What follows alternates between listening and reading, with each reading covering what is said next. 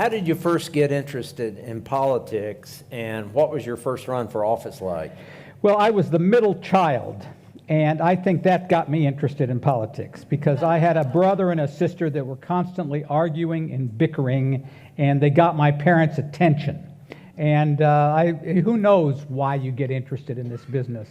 But I think as a young boy, I was always interested in working things out, getting people together, stopping the conflict, the bickering. I mean, I really do think that a lot of reasons people go into politics or any line of work is based on their upbringing. And I also had two parents who were very funny, naturally funny. Humor was endemic in our family. And so I think that I was just always interested in it. And I ran for the 6th grade president at Fabrique Elementary School and got elected when I was sick that day. They elected me. Then I went to college at the University of Michigan, where I was president of the senior class of the Liberal Arts College. And I would tell you that I had Republican leanings back then. And I was vice chairman of Michigan Students for Romney and Johnson in 1964. We all remember George Romney and Lyndon Johnson. And I remember going to the Detroit Metropolitan Airport, holding up signs, Michigan Students for Romney and Johnson. And LBJ came to campaign in Detroit, and he walked by our signs, and he looked at them, and he said, "You're half right."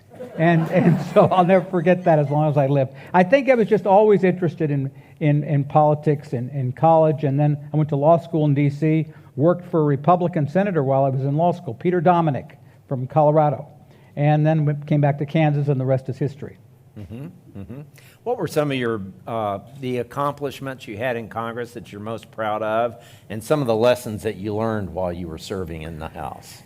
It's difficult to talk about accomplishments because the big thing, as Jim knows, is helping people who really can't help themselves. So you're an advocate and an ombudsman for people who have problems. Little people who don't have a lot of money and a lot of access, Social Security, Medicare, just problems with the government.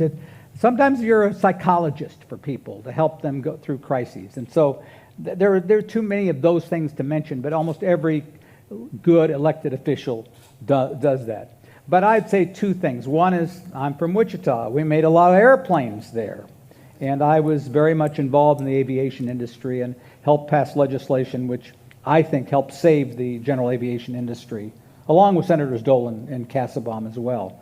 And then, of course, my involvement in agriculture, which I worked with Senator Dole, Senator Roberts, Congressman Slattery, and a lot of other people. And so there's probably too many things to mention in the agriculture world. But I was an eclectic, and I was a generalist.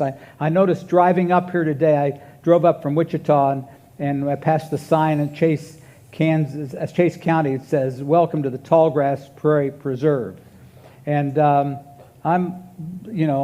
was introduced originally by Congressman Larry Wynn back many years ago. Kansas doesn't have much in the National Park Service system.